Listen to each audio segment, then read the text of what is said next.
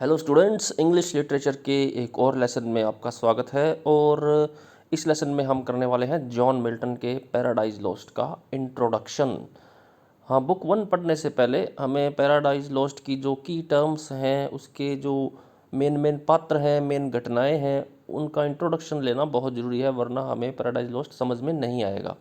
सो ये मैंने ट्राई की है आपके लिए पैराडाइज लॉस्ट के इम्पोर्टेंट जो पॉइंट्स हैं इंट्रोडक्शन के, वो एक लेसन में समेटने की, ताकि आपको इजीली आगे से समझ आ जाए। ओके स्टूडेंट्स, लेसन स्टार्ट करने से पहले आपसे एक रिक्वेस्ट कि अगर अभी तक आपने मेरा चैनल सब्सक्राइब नहीं किया है तो प्लीज़ सब्सक्राइब। ओके, स्टार्ट करते हैं इंट्रोडक्शन से। Paradise Lost is an epic poem in blank verse. तो ये एक बात इंपॉर्टेंट पॉइंट है इसका कि ये जो पोइम लिखी गई है ये ब्लैंक वर्स में लिखी गई है। अब ब्लैंक वर्स क्या होती है, इसके लिए मैंने अलग से लेसन बनाया है।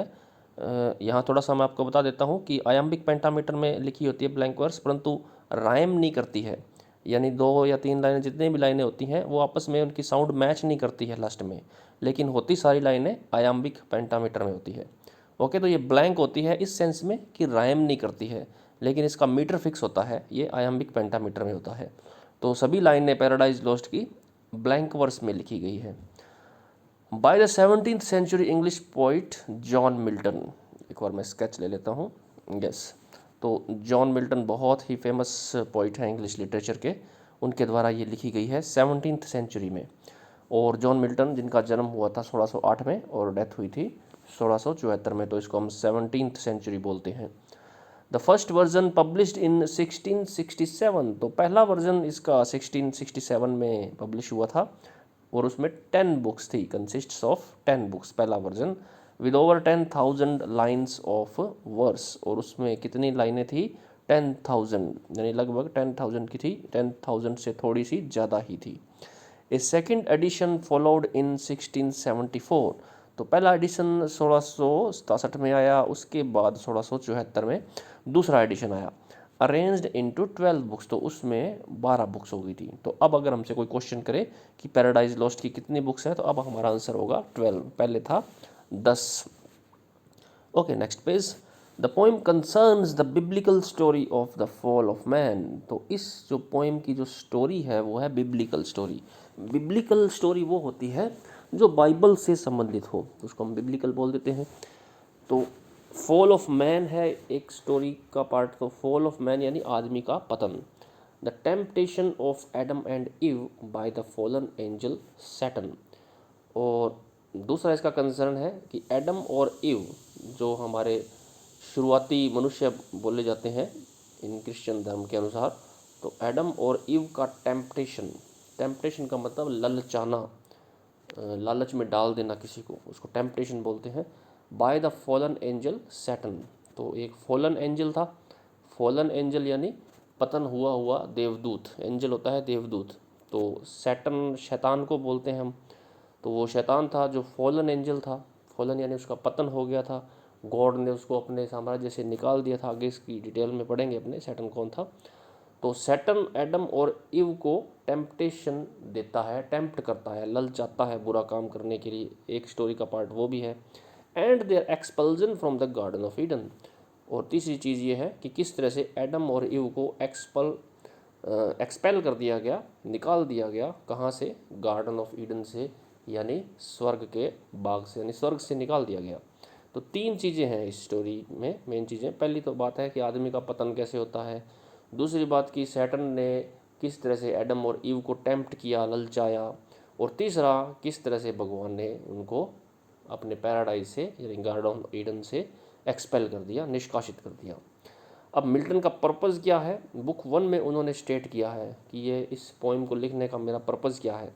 पर्पज़ है justify the ways of God to man, कि भगवान जो भी आदमी के लिए करता है उसको जस्टिफाई करना, यानी भगवान हमेशा आदमी का भला ही करता है। यह बड़ा इम्पोर्टेंट पॉइंट बन जाता है, क्वेश्चन भी आ सकता है कि मिल्टन का पर्पज़ क्या रहा है पैराडाइज लॉस्ट लिखने के प्रति। तो पर्पज़ रहा है to justify the ways of God to man, कि भगवान के कार्यों को जस्टिफाई करना, भगवान के जो काम है आदमी के प्रति उनको न्याय संगत ठहराना। Next ways. तो John Milton was nearly 60 when he published Paradise Lost in 1667। तो 1667 में लगभग 60 साल की उम्र थी जॉन मिल्टन की, यानी काफ़ी मैच्योर हो गए थे, बूढ़े हो गए थे, बुजुर्ग हो गए थे। हैविंग गॉन टोटली ब्लाइंड, और एक बड़ी बात यह है कि वो टोटली ब्लाइंड हो गए थे 1652 में ही, जबकि 1667 में उन्होंने ये पैराडाइज लॉस्ट लिखी है। यानी ब्लाइंड होने के लगभग 15 साल बाद उन्होंने ये पोइम फिनिश की है। तो आप अंदाज़ा लगा सकते हैं क्या टैलेंट रहा होगा आदमी का कि वो अंधा था फिर भी उसने इस पोइम की रचना की है। Milton wrote Paradise Lost entirely through dictation. तो डिक्टेशन के थ्रू फिर लिखी, क्योंकि वो खुद तो लिख नहीं सकते थे, अंधे थे। डिक्टेशन होता है श्रुति लेख, यानी एक आदमी बोलता है और दूसरा लिखता है। With help of amanuensis and friends. So amanuensis वो होते हैं जो श्रुत लेखक होते हैं, जो सुन करके लिखते हैं, और अपने फ्रेंड की मदद से, यानी श्रुत लेखक और फ्रेंड की मदद से उन्होंने ये पोइम लिखी है, क्योंकि वो खुद तो अंधे हो गए थे। The poem was begun in about 1658। तो इतनी बड़ी पोइम थी तो इसको लिखने में भी बहुत टाइम लगा। 1658 में उन्होंने शुरू किया और 1667 में पूरी हुई, यानी लगभग 9 साल का पीरियड लगा।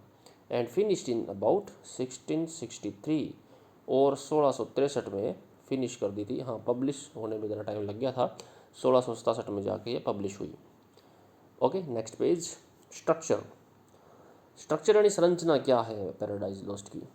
तो 1667 में version of paradise lost the poem was divided into 10 books. ये हमने पहले पढ़ लिया था कि 1667 में जब ये आई तो उसके 10 बुक्स थे। However in the 1672 edition the text was reorganised into 12 books. तो 1672 का जो एडिशन आया उसमें इसमें 12 बुक्स हो गई थी।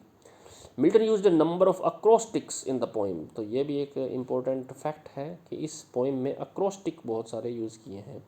अक्रोस्टिक होता है, ये देखिए लिखा भी हुआ आगे, acrostic is when the first letter in every line of a text spells out a specific word. यानी मान लीजिए कि 6 लाइनों की कोई कविता है, तो 6 लाइनों में हर लाइन का जो पहला अक्षर होगा, हर लाइन का, हर लाइन का अगर हम पहला अक्षर ले लेंगे और उनको जोड़ेंगे तो एक शब्द बनेगा। जैसे मान लीजिए कोई भी 6 लाइनें हैं और पहली लाइन एस से शुरू होती है, दूसरी यू से, तीसरी एम से, चौथी एम से, पांचवी ई से और छठी आर से। तो ये जो SUMMER बन गया ना, एक शब्द बन जाता है, समर। तो कई बार पोइट जो है इस टेक्निक का भी उपयोग करते हैं प्रभावशाली बनाने के लिए अपनी पोइम को। तो इसको बोलते हैं अक्रोस्टिक। तो मिल्टन ने इस पोइम में काफ़ी अक्रोस्टिक यूज़ की हैं। The poem follows the epic tradition of starting in medias res. ये भी एक इम्पॉर्टेंट फैक्ट है कि ये जो पोइम है ये एपिक ट्रेडिशन को फॉलो करती है। एपिक होता है बहुत बड़ा काव्य, महाकाव्य। तो महाकाव्य की जो एक ट्रेडिशन थी कि वो बीच में से शुरू होती, कोई भी कहानी शुरू से शुरू नहीं करते हैं हम, बीच में से शुरू करते हैं। आपने कई फिल्में देखी होंगी ऐसी, जिसमें से फिल्म अचानक से शुरू हो जाती है, फिर जो बाद का पार्ट होता है वो बाद में दिखाया जाता है। हीरो या हीरोइन या जो भी है पुरानी बात रीटेल करता है, बताता है, फ्लैशबैक में जाते हैं, फिर पुरानी स्टोरी शुरू हो जाती है। तो ये भी इसी तरीके से इसी तकनीक का उपयोग किया है, जिसको बोलते हैं इन मीडियास रेस। ये लैटिन वर्ड है for the in midst of things, कि बीच में से शुरू करना। The background story being recounted later. तो बाद की जो कहानी है वो बाद में बताई जाती है, पहले की कहानी बाद में बताई जाती है। Milton story has 2 narrative arcs, one about Satan, Lucifer. अब देखिए सैटर्न का एक नाम और है ल्यूसीफर, तो आपको कंफ्यूज नहीं होना है, जहाँ ल्यूसीफर आए उसका मतलब भी यही है, सैटर्न।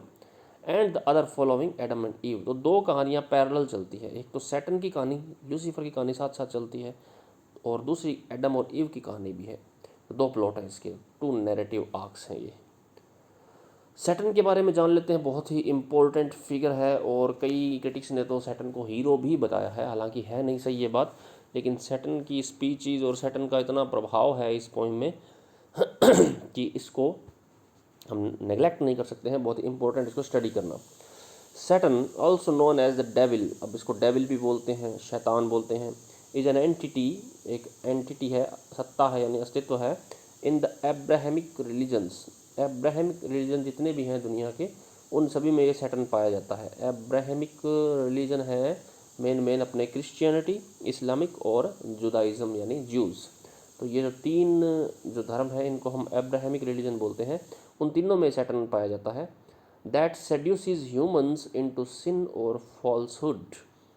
तो सैटन का काम क्या है, वो सेड्यूस करता है ह्यूमंस को, यानी ह्यूमंस को उकसाता है सिन करने के लिए और गलतियां करने के लिए, फॉल्सहुड करने के लिए। सिन यानी पाप करने के लिए ह्यूमंस को उकसाता है, वो सेड्यूस करता है। In Christianity and Islam, he is usually seen as either a fallen angel or a genie। तो क्रिश्चियनिटी और इस्लाम में सैटन को किस तरह से देखा जाता है, एक फॉलन एंजल के रूप में, यानी पहले ये एंजल था, एक देवदूत था, फिर इसका फॉल हो गया यानी पतन हो गया, इसको निकाल दिया भगवान ने, अपने साम्राज्य से निष्कासित कर दिया, तो हम इसको बोलते हैं फॉलन एंजल। वो used to possess great piety and beauty. तो उसके पास पहले जब वो एंजल था तो एक ग्रेट पाइटी थी, पवित्रता थी, और ब्यूटी भी थी यानी सुंदरता भी थी। बट रेबल्ड अगेंस्ट गॉड, परंतु इसने गॉड के खिलाफ रेबल किया, विद्रोह किया। Who nevertheless allows him temporary power over the fallen world and A host of demons. तो जब वो भगवान के खिलाफ रेबल करता है, भगवान इसके बावजूद, नेवरदलेस का मतलब इसके बावजूद भी उसको अलाउ करते हैं, आज्ञा देते हैं, टेम्परेरी पावर, उसको अस्थायी शक्तियाँ उसको दिए रखते हैं। हालांकि उसको निष्कासित तो कर देते हैं, परंतु फिर भी उसके पास टेम्परेरी पावर रहती है ओवर द फॉलन वर्ल्ड। किसके ऊपर, उस वर्ल्ड के ऊपर जो फॉल हो चुका है, यानी जिस वर्ल्ड का पतन हो चुका है, यानी सैटर्न के पास पावर है फॉलन वर्ल्ड के ऊपर, यूज़ कर सकता है वो, यानी जो निष्कासित हो चुके हैं स्वर्ग से जो लोग भी, उनके ऊपर सैटर्न की पावर चलती है। And A host of demons, और जो डीमंस है यानी राक्षस लोग हैं या शैतान लोग हैं, उनके ऊपर भी उसकी पावर है। यानी भगवान ने सैटर्न को निकाल तो दिया, लेकिन सैटर्न के पास अभी भी पावर है कि वो फॉलन वर्ल्ड के जो लोग हैं, यानी उसी की तरह से जो निष्कासित लोग हैं, और जो बाकी जो उससे छोटे डीमंस हैं, शैतान हैं, उनके ऊपर उसकी पावर अभी भी चलती है। एडम एंड ईव के बारे में थोड़ा जान लेते हैं। आदम भी बोलते हैं एडम को, वही दूसरे धर्मों में। Adam and Eve according to the creation myth of Abrahamic religions. तो एब्राहमिक रिलीजन जितने भी हैं उनकी एक क्रिएशन मिथ है, यानी किस तरह से ये जो भगवान ने संसार रचा, ये एक मिथ है, यानी एक स्टोरी है, काल्पनिक स्टोरी है। उसके हिसाब से एडम और ईव कौन है, were the first man and woman. तो उस स्टोरी के हिसाब से वो पहले आदमी और औरत थे संसार के। They are central to the belief that humanity is in sense of a single family. और उस विचार का केंद्र है कि ह्यूमैनिटी जो है, मानवता जो है, वो एक सिंगल फैमिली है, यानी एक सिंगल परिवार है सारी मानवता। With every one descended from a single pair of original ancestors. क्योंकि जो जितने भी लोग पैदा हुए हैं उनका अंतिम स्रोत जो है, उनके जो एंसेस्टर हैं, उनके जो पूर्वज हैं, वो एक ही हैं, वो एडम एंड ईव है। It also provides the basis for the doctrines of the fall of man and original sin that are important believes in Christianity. तो ये यह भी प्रोवाइड करता है, प्रदान करता है the basis for the doctrine of the fall of man, कि आदमी का जो पतन है वो कैसे हुआ, उसका सिद्धांत भी ये बताता है। और ओरिजिनल सिन, और वो ओरिजिनल पाप क्या था जो क्रिश्चियनिटी में इम्पोर्टेंट बिलीफ माना जाता है। यानी सीधी सी बात है एडम और ईव के बारे में कि क्रिश्चियनिटी के अंदर माना जाता है कि उन्होंने, एडम और ईव ने कोई खास पाप किया था जिसकी वजह से उनको निष्कासित कर दिया गया, वो स्वर्ग से बाहर आ गए, उनका पतन हो गया। ओके, आगे Milton story begins after Saturn and the other rebel angels have been defeated and banished to hell. अब मिल्टन की स्टोरी शुरू होती है, ये मिल्टन ने जो लिखी है बुक 1, कहाँ से शुरू करता है ये शुरुआत से नहीं शुरू करता है, ये बीच में से शुरू करता है। कब क्या घटना हो रही होती तब, begins after Saturn and the other rebel angels have been defeated. ये तब शुरू होती है जब सैटर्न और दूसरे रेबल एंजल्स हैं, जो दूसरे सैटर्न के सहयोगी हैं जिन्होंने भगवान के खिलाफ विद्रोह किया था, वो डिफीट हो जाते हैं, उनकी हार हो जाती है भगवान से। एंड बैनिश टू हेल, और उनको हेल में बैनिश कर दिया जाता है, यानी भेज दिया जाता है सजा के तौर पर। और as it is also called in the poem Tartarus. तो हेल का एक और नाम है टार्टरस। तो स्टोरी वहाँ से शुरू होती है जब सैटर्न और उसके साथी भगवान से हार जाते हैं और हेल में निष्कासित कर दिए जाते हैं। Tartarus in Greek mythology is the deep abyss that is used as a dungeon or of torment and suffering for the wicked and as the prison for the titans. अब टॉर्टरस का थोड़ा सा इसमें डिटेल दिया गया है। टॉर्टरस क्या है? ग्रीक माइथोलॉजी में एक डीप अबिस है, एक गहरी खाई है, और वो डंजियन के रूप में यूज होती है। डंजियन होता है कारागृह, जेल। और किस लिए? Torment and suffering of the wicked, जहाँ पर दुष्ट लोगों को टॉर्मेंट किया जाता है, अत्याचार किया जाता है उनके ऊपर और तड़पाया जाता है, और प्रिजन के रूप में इसको यूज़ किया जाता है। Torturous is the place where, according to Plato's Gorgias, souls are judged after death and where the wicked receives divine punishment. तो ये जो टॉर्टरस है, जो हेल है, जहाँ पर उनको बैनिश किया गया था, ये एक ऐसी जगह है जहाँ पे दुष्ट लोगों को सज़ा मिलती है।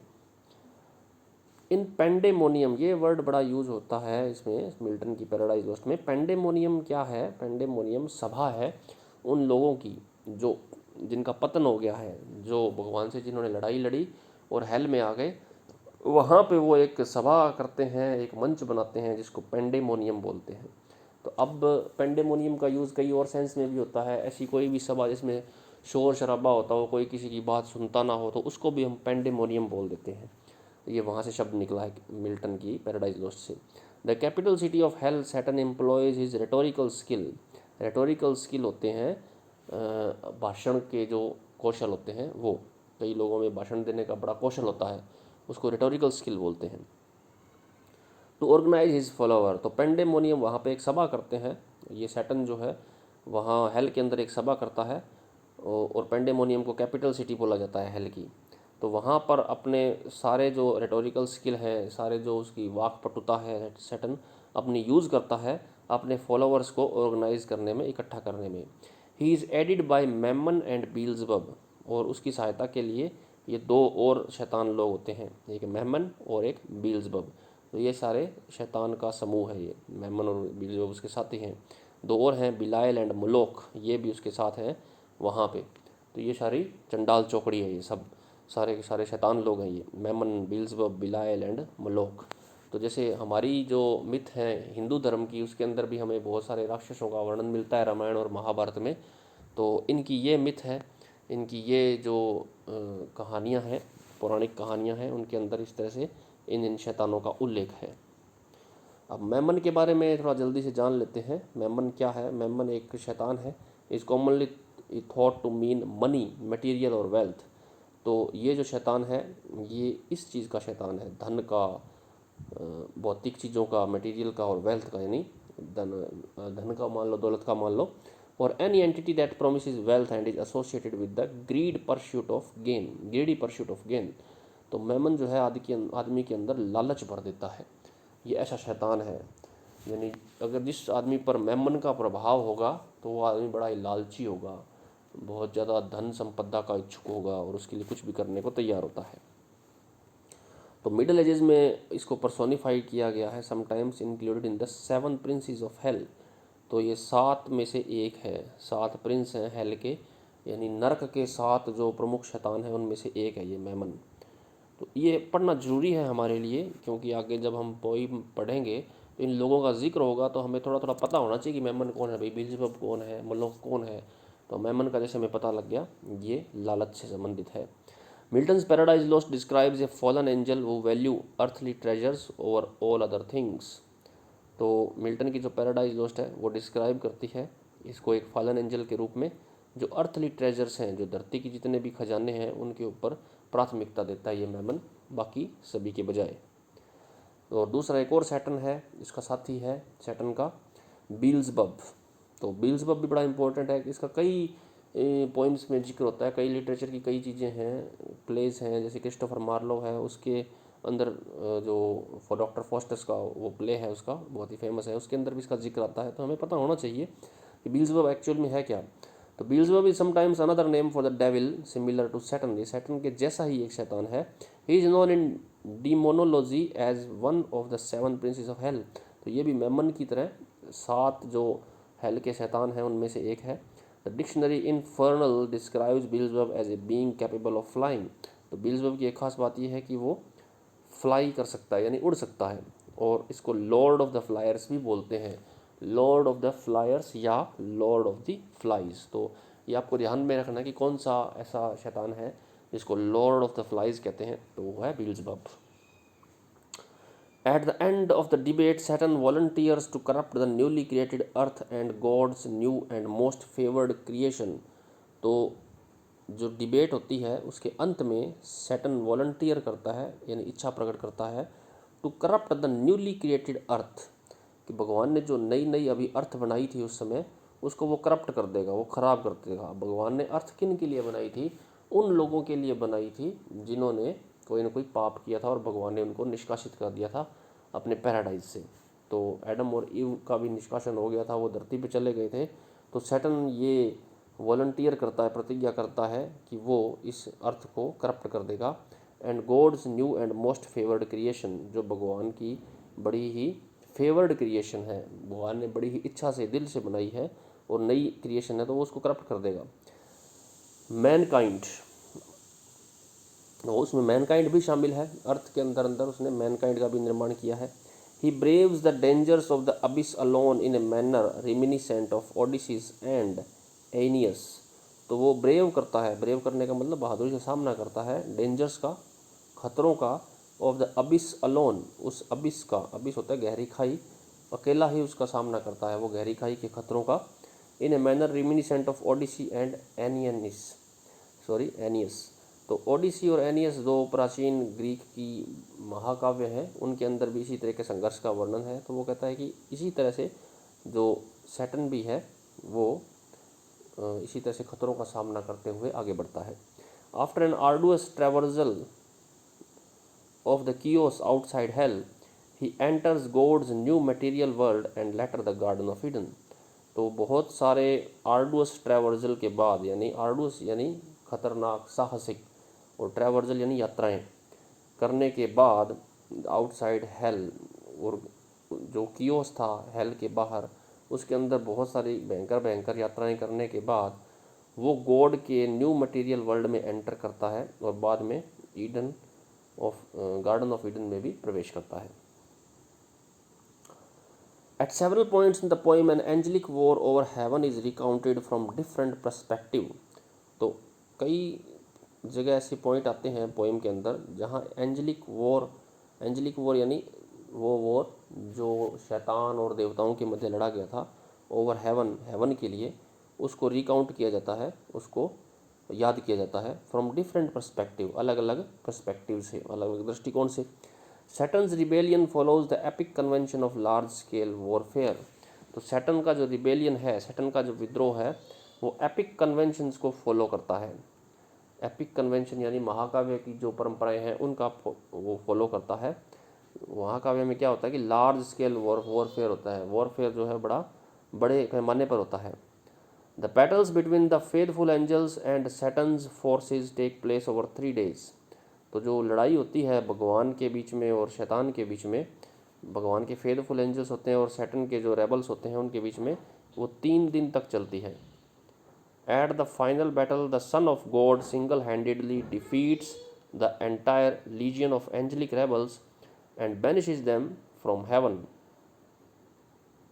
तो जो फाइनल बैटल होता है, फाइनल लड़ाई जो होती है, उसमें सन ऑफ गॉड, भगवान का जो पुत्र है, वो अकेले ही पूरी जो लीजियन है, पूरी जो सेना है उनकी, दुश्मनों की, शैतानों की, उनको अकेला ही डिफीट कर देता है, हरा देता है और उनको हेवन से निकाल देता है। फॉलोइंग दिस पर्ज, अब इस पर्ज के बाद, पर्ज होता है छानना, किसी चीज़ को शुद्ध करना, तो शुद्धिकरण के बाद, इस शुद्धिकरण के बाद गॉड क्रिएट्स द वर्ल्ड, भगवान वर्ल्ड की रचना करते हैं, culminating in his creation of Adam and ewe, और उसमें एडम और ईव की रचना भी करते हैं। While God gave Adam and ewe total freedom, अब भगवान एडम और ईव को टोटल फ्रीडम देते हैं, पूरी आज़ादी देते हैं, and power to rule over all creation, और बाकी जितनी भी रचनाएं हैं पृथ्वी के अंदर उस पर सभी पर रूल करने की जो पावर है वो भी दे देते हैं। He gave them one explicit command, परंतु भगवान एडम और ईव को एक एक्सप्लिसिट कमांड देते हैं, यानी एक सीधी सीधी स्पष्ट कमांड देते हैं, not to eat from the tree of the knowledge of good and evil on penalty of death. कि एक ट्री है जिसको नॉलेज का ट्री बोलते हैं, उसका फ्रूट तुम्हें नहीं खाना है वरना तुम्हें डेथ की पेनल्टी मिलेगी। तब तक वो अमर था जब तक तुम वो पेड़ का फ्रूट नहीं खाओगे, नॉलेज के पेड़ का, जिससे गुड और एविल का पता लगता है, जिससे ये पता लगता है कि कौन सी चीज़ अच्छी है कौन सी बुरी है। तो इसीलिए उसको ट्री ऑफ नॉलेज बोला जाता है। तो उसका फ्रूट तुम्हें नहीं खाना है। अगर तुमने उसका फ्रूट खा लिया तो तुम्हें डेथ पेनल्टी मिलेगी। बस एक कमांड दी थी, बाकी सारी छूट थी, उसको पूरी फ्रीडम थी, राज करना है सभी पे, सारे प्राणियों के ऊपर, और कोई दिक्कत नहीं, कोई प्रॉब्लम नहीं है। The story of Adam and eaves temptation and fall is fundamentally different. तो एडम और ईव के जो टेम्पटेशन की स्टोरी है और उसके फॉल की जो स्टोरी है वो डिफरेंट है थोड़ी सी। न्यू काइंड ऑफ एपिक, एक अलग तरह का एपिक है, a domestic one. Adam and Eve are presented as having a romantic and sexual relationship while still being without sin. तो बिना सिन के भी एडम और ईव जो है उनका रिलेशनशिप रोमांटिक और सेक्सुअल दिखाया गया है। They have passions and distinct personalities, उनकी पर्सनैलिटीज़ बिल्कुल डिस्टिंक्ट है यानी अलग अलग है। Satan disguised in the form of serpent successfully tempts Eve. अब सैटन क्या करता है, वो सांप का रूप बना करके, डिस्गाइज यानी भेष बदल करके, सांप का भेष बदल करके सक्सेसफुली सफलतापूर्वक ईव को ललचा देता है, टेम्प्ट कर देता है।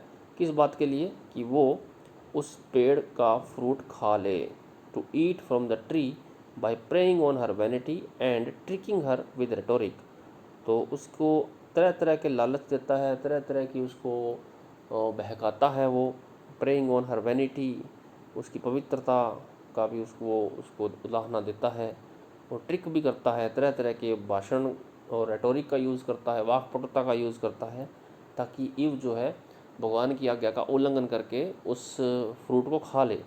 Adam learning that Eve has sinned knowingly commits the same sin. जब ईव खा लेती है और इस बात का पता जब एडम को लगता है, तो अब एडम इतना वफादार होता है ईव के प्रति कि उसको लगता है कि अगर ईव ने पाप किया है तो मुझे भी अब ये पाप करना ही पड़ेगा, क्योंकि मैं इसको छोड़ नहीं सकता। तो वो उसी पाप को कमिट करता है जानबूझकर। He declares to Eve that since she was made from his flesh, they are bound to one another। तो वो ईव को बोलता है कि क्योंकि ईव मेरे ही मांस से बनी है, तो ऐसा बोला जाता है कि ईव का निर्माण एडम की रिब से हुआ था।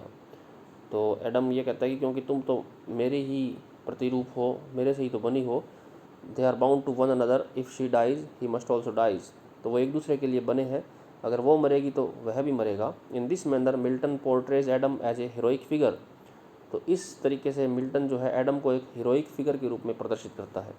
But also as a greater sinner than Eve. परंतु एडम उससे भी बड़ा पापी है ईव से, क्योंकि एडम ने जानबूझकर पाप किया। वो एडम को पता था कि ये खाना नहीं है फ्रूट, उसको खाऊंगा तो मुझे पाप लगेगा। ईव ने तो सैटन के बहकावे में आकर खाया था, as he is aware that what he is doing is wrong, क्योंकि उसको पता है कि क्या चीज़ गलत है। तो एडम को ईव से ज़्यादा पापी माना गया है। After eating the fruit Adam and ewe have lustful sex. अब क्योंकि वो फ्रूट खा लेते हैं तो उनको हर चीज़ का नॉलेज हो जाता है, उनको शर्म भी आने लग जाती है। तो उसके बाद फिर वो लस्टफुल यानी सेक्स की एक्टिविटी करते हैं। At first Adam is convinced that Eve was right in thinking that eating the fruit would be beneficial. तो पहले पहले एडम कन्विंस्ड होता है इस बात पे, उसको लगता है कि ईव जो है वो सही थी यह सोचने में कि ये जो फ्रूट है इसको खाना बेनिफिशियल रहेगा। यानी एडम को यह लगता है कि ईव ने जो किया वो अच्छा ही किया होगा। However they soon fall asleep and have terrible nightmare.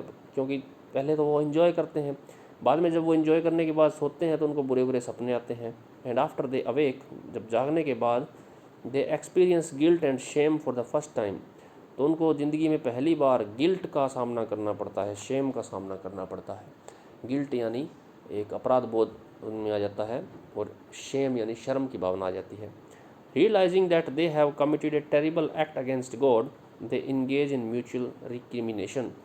तब उनको यह महसूस होता है कि उन्होंने भगवान के खिलाफ एक बहुत ही गलत काम किया है,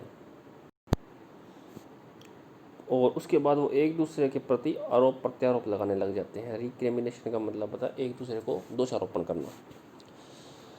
meanwhile Satan returns triumphantly to hell. अब सैटन जो है वो ईव को टेम्प्ट करने के बाद विजय मनाता हुआ हेल की ओर लौटता है वापस। Amid the praise of his fellow fallen angels. तो उसके जो बाकी साथी हैं उसकी बड़ी प्रेज करते हैं, तारीफ़ करते हैं। He tells them about how their scheme worked and mankind has fallen. वो सभी को ये बताता है कि किस तरह से वो कामयाब रहा अपनी योजना में और किस तरह से इंसान लोग जो हैं वो फॉल हो गए हैं, पतन हो गया उनका।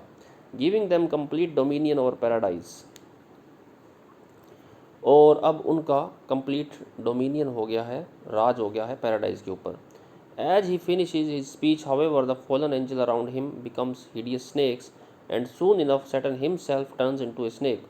और जैसे ही वो अपनी स्पीच ख़त्म करता है, सारे एंजल्स जो होते हैं, जो सैटर्न के साथी होते हैं, वो और सैटर्न खुद एक हिडियस स्नेक बन जाता है, एक घृणित सांप बन जाते हैं।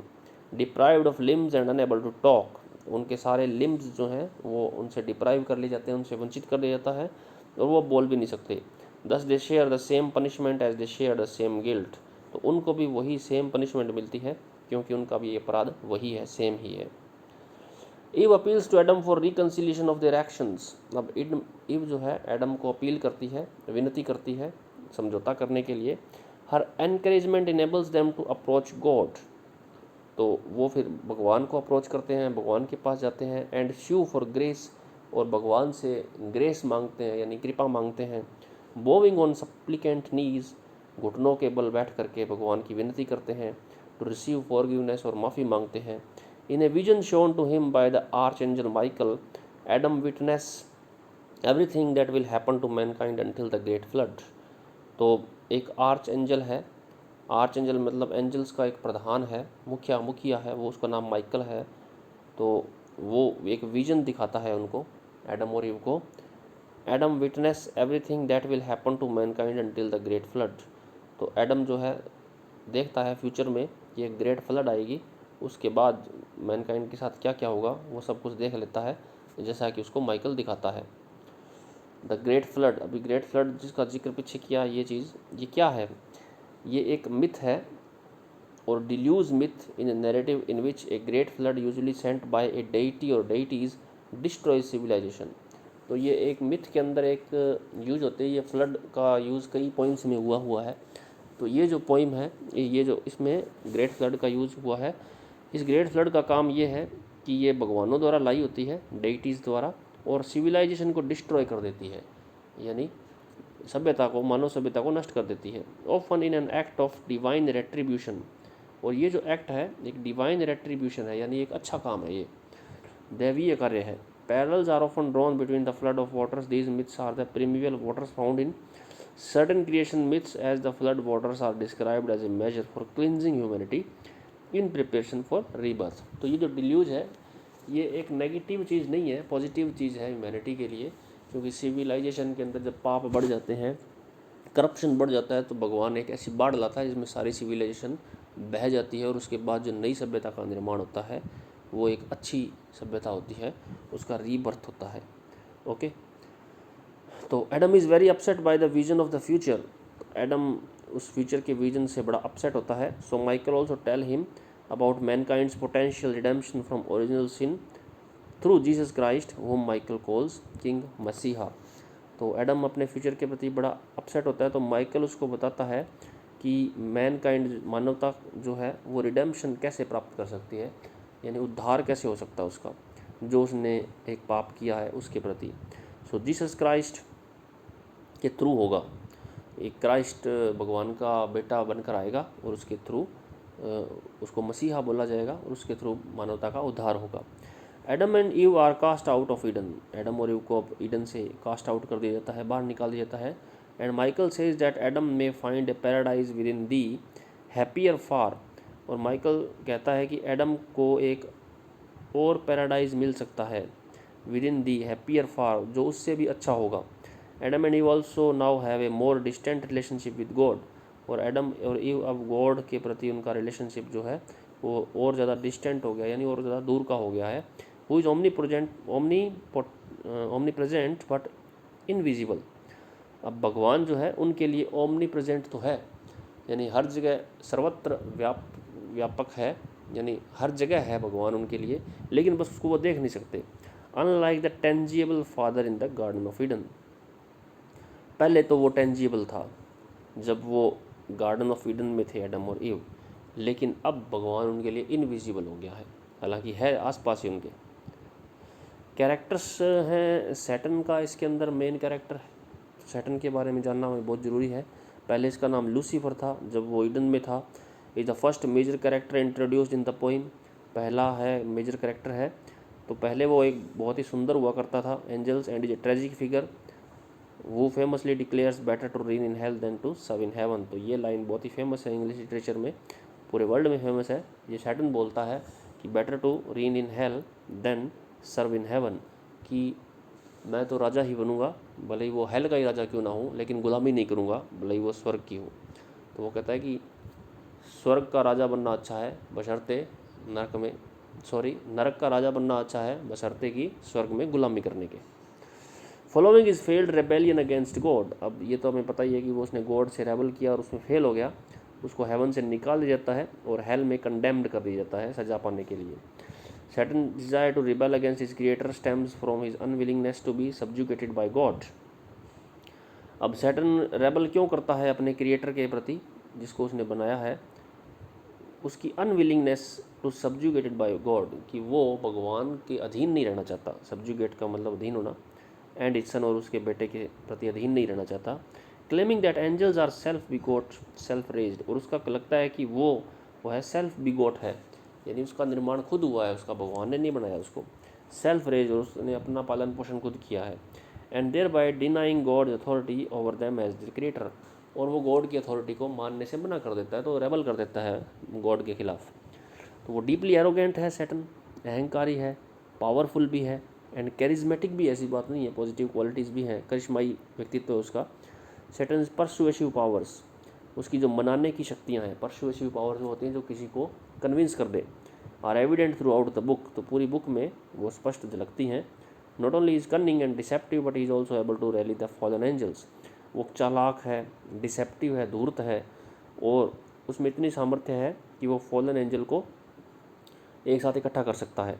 To continue in the rebellion after their agonising defeat in the angelic war, और एंजलिक वॉर के अंदर हारने के बाद भी उसमें इतनी क्षमता है कि वो अपने साथियों को दोबारा से इकट्ठा कर लेता है गॉड के खिलाफ काम करने के लिए। और उसके आर्ग्यूज़ हैं, तर्क देता है that God rules as a tyrant and that all the angels ought to rule as gods. वो कहता है कि भगवान टायरेंट है, तानाशाह है, और सारे जो एंजल हैं उनका हक है कि वो भगवान की तरह राज करे। The commonly understood to be the antagonising force in Paradise Lost, Satan may be best defined as a tragic or Hellenic hero. हालांकि जो ज़्यादातर लोग हैं सैटर्न को एंटागोनाइजिंग फोर्स मानते हैं पैराडाइज लॉस्ट में, यानी भगवान का विरोधी मानते हैं, लेकिन सैटर्न को हम ट्रेजिक और हेलेनिक हीरो भी बोल सकते हैं, यानी एक ऐसा हीरो जिसके अंदर बहुत फ्लॉज हों। हेलेनिक हीरो वो होता है जो हीरो तो होता है लेकिन उसके अंदर कुछ इतने फ्लॉ होते हैं, ऐसे फॉल्ट होते हैं जिसकी वजह से उसका पतन हो जाता है। One quality to classical tragic hero is he is not perfectly good and that is defeat is caused by tragic flaw. तो ये मैंने वही बात बताई आपको हेलेनिक हीरो वाली, कि उसमें कोई ना कोई ऐसा फ्लो होता है जिससे उसकी हार हो जाती है। And Saturn causes both the downfall of man and the eternal damnation of his fellow fallen angels despite his dedication to his comrades। तो अब सैटर्न के अंदर भी ऐसी ही कमियां थी जिसकी वजह से उसका पतन हो जाता है। एडम के बारे में थोड़ा जान लेते हैं। एडम फर्स्ट ह्यूमन बीइंग है जिसको गॉड ने क्रिएट किया है, वो अकेला होता है। Adam complain and request a mate from God, तो अकेला होने के कारण वो भगवान से एक साथी की मांग करता है। वो ग्रांट्स हिज रिक्वेस्ट, भगवान उसकी रिक्वेस्ट को मान लेते हैं और इव को क्रिएट करते हैं एडम के कंजुगल कंपेनियन के रूप में, हेल्पमेट के रूप में। God apprise Adam and ewe most of all his creation, भगवान एडम और ईव को अपनी सबसे अच्छी रचना मानते हैं और सबसे ज़्यादा प्यार करते हैं। And appoints them to rule over all the creatures of the world and to reside in the garden of Eden, और उनको जो क्रीचर बाकी सारी जो प्राणी हैं उन पे राज करने के लिए उनको अपॉइंट करता है, नियुक्त करता है। And reside in the garden of Eden, और गार्डन ऑफ ईडन के अंदर उनको भेज देता है रहने के लिए। Adam is more gregarious than Eve, तो एडन ईव से ज़्यादा ग्रिगेरियस है, सामाजिक है। And yearns for her company, और उसकी कंपनी उसको अच्छी लगती है। यर्न का मतलब इच्छा करना। His complete infatuation with Eve while pure of itself eventually contributes to his deciding to join in her disobedience of God, और वो उसको इतना चाहता है कि ईव जब पाप करती है तो एडम भी पाप करता है जानबूझ करके, क्योंकि वो उसको खोना नहीं चाहता। ईव सेकंड ह्यूमन है, इसका हमने देख लिया कि इस तरह से ईव का निर्माण हुआ था। Takes one of Adam's ribs and shapes it into a female form of Adam. तो एडम की रिब से इसका निर्माण हुआ। Not the traditional model of a good wife, Milton Eve is often unwilling to be submissive towards Adam. तो Adam के प्रति Milton की जो ईव है वो हमेशा सबमिसिव नहीं है, यानी उसकी आज्ञाकारी नहीं है, इतनी हर बात मानने वाली नहीं है। She is more intelligent of the two and more curious about external ideas. तो ईव जो है वो ज़्यादा इंटेलिजेंट है एडम से और ज़्यादा क्यूरियस भी है, जिज्ञासु भी है। इसी जिज्ञासा के कारण ही तो वो उस फ्रूट को खा लेती है। तो happy she longs for knowledge, specifically for self knowledge. हालांकि वो हैप्पी है परंतु वो नॉलेज के पीछे बहुत भागती है, और ख़ास करके सेल्फ नॉलेज यानी खुद का नॉलेज। ब्यूटीफुल है और वो एडम को लव भी करती है। She may be suffocated by his constant presence, और उसकी कंस्टेंट प्रेजेंस से कभी कभी उसको घुटन भी होने लगती है। In book 9 she convinces Adam to separate for a time and work in different parts of the garden. तो बुक 9 के अंदर वो एडम को कन्विंस करती है अलग होने के लिए, सेपरेट करने के लिए, फॉर ए टाइम थोड़े समय के लिए, और अलग अलग गार्डन के अलग अलग पार्ट्स में काम करने के लिए। In her solitude she is tempted by Satan, और यही चीज़ ख़राब कर जाती है। सैटर्न उसको अकेले में मिलता है और उसको गॉड के खिलाफ भड़काता है और उस ट्री ऑफ नॉलेज का फ्रूट खाने के लिए प्रेरित करता है। Soon thereafter Adam follows Eve in support of her act. बाद में एडम भी उसको फॉलो करता है। फिर सन ऑफ गॉड, ये भी बड़ा यूज़फुल कैरेक्टर है जो बहुत ज़्यादा इंग्लिश लिटरेचर में आता है, बुक्स में। मिल्टन पैराडाइज लॉस्ट में भी बहुत बार आया है। The sun of God is the spirit who will become incarnate as Jesus Christ. तो सन ऑफ गॉड भगवान का बेटा जीसस क्राइस्ट के रूप में जन्म लेता है। दो he is never named explicitly because he has not yet entered human form. Paradise lost में हालांकि उसका स्पष्ट रूप से नाम नहीं लिया गया है क्योंकि अभी तक उसने मानवीय रूप लिया नहीं है। The son is the ultimate hero of the epic and is infinitely powerful. यह रियल हीरो है और बहुत ज़्यादा पावरफुल है, और अकेला ही सैटर्न और उसको साथियों को हरा देता है और नरक में भेज देता है। After their fall the sun of God tells Adam and Eve about God's judgement. अब जब उनका फॉल होता है तो सन ऑफ गॉड जो है एडम और ईव को भगवान के जजमेंट के बारे में बताता है। He the Son volunteers to journey into the world and become a man himself. और जो भगवान का बेटा है वो खुद वर्ल्ड की जर्नी करने के लिए तैयार होता है और खुद एक इंसान बन के जाता है। Then he redeems the fall of man through his own sacrificial death. तब वो फॉल ऑफ मैन को, जो आदमी का जो पतन होता है, उसको रिडीम करता है। रिडीम का मतलब उसको पुनः ठीक करता है अपने खुद के सेक्रीफाइस से, यानी खुद सेक्रीफाइस दे करके वो जो आदमी के पतन को ठीक करना चाहता है। एंड रिसरेक्शन का मतलब होता है पुनर्जन्म, फिर से। अब भगवान जो स्वयं फादर है, वो God the father is creator of haven, ये हेवन का निर्माता है, हेल का भी और वर्ल्ड का भी। And everyone everything there is through the agency of his Son. अपने सन की मदद से Milton presents God as all powerful and all knowing. Milton भगवान को ऑल पावरफुल और ऑल नोइंग के रूप में प्रेजेंट करता है, यानी सब कुछ जानता है और सर्वशक्तिमान है। As an infinitely great being who can not be overthrown by even the great army of angels, Satan incites against him. तो सैटर्न बहुत कोशिश करता है उसके खिलाफ भड़काने की सभी को, लेकिन कामयाब नहीं हो पाता है। Milton stated purpose for the poem is to justify the ways of God to man. तो मिल्टन का जो पर्पज़ है पोएम लिखने का, वो है यही है, to justify the ways of God to man, कि भगवान के जो काम है उनका जस्टिफिकेशन करना। भगवान जो करता है वो सही करता है, इस चीज़ को स्थापित करना। So he portrays God as often convincing about his plans and his motives for his actions with the sun of God. तो वो भगवान को पोर्ट्रे करता है, चित्रण करता है इस तरह से कि conversing about his plans and motives for his actions with the sun of God. तो भगवान अपने सारे प्लान्स और अपने जितने भी उद्देश्य हैं वो अपने बेटे के साथ डिस्क्लोज करते हैं। The poem shows God creating the world in the way Milton believed it was done. तो ये जो पोएम है ये दिखाती है भगवान को किस तरह से वो वर्ल्ड का क्रिएट करते हैं जिस तरह से मिल्टन विश्वास करता है भी ऐसे हुआ होगा। That is God created heaven earth hell and all the creatures that inhabit these separate planes from the part of himself and not out of nothing. Thus, according to Milton, the ultimate authority of God over all things that happen derives from his being the author of all creation. Satan tries to justify his rebellion by denying this aspect of God and claiming self creation, but he admits to himself the truth otherwise. तो ये सब चीज़ें हैं जो God the father के रूप में Milton ने लिखी हैं। एक और एंजल है रफ़ेल, इसका आपने नाम सुना होगा। रफ़ेल एक जेट का भी नाम है, तो वो यहीं से निकला। ये देवदूत था एक। Raphael is an archangel, archangel उसको बोलते हैं जो प्रधान देवदूत होता है। Who God sends to warn Adam and Satan's infiltration of Eden and to warn that Satan will try to curse the pair. तो रफ़ेल को भगवान भेजते हैं एडम को चेतावनी देने के लिए कि सैटन आएगा और तुम्हें ख़राब करेगा। Raphael also discusses at length with the curious Adam some details about the creation and about events that transpired in heaven। तो रफ़ेल ये भी डिस्कस करता है लेंथ में, विस्तार से, एडम के साथ, जो बड़ा क्यूरियस होता है कि किस तरह से ये क्रिएशन हुआ है मैनकाइंड का और नए संसार का। About events that transpired in heaven, और उन इवेंट्स के बारे में जिनका हेवन में प्लानिंग हुई। माइकल एक और एंजल है, वो माइटी आर्क एंजल है, वो फॉट फॉर गॉड, ये लड़ता है भगवान के लिए।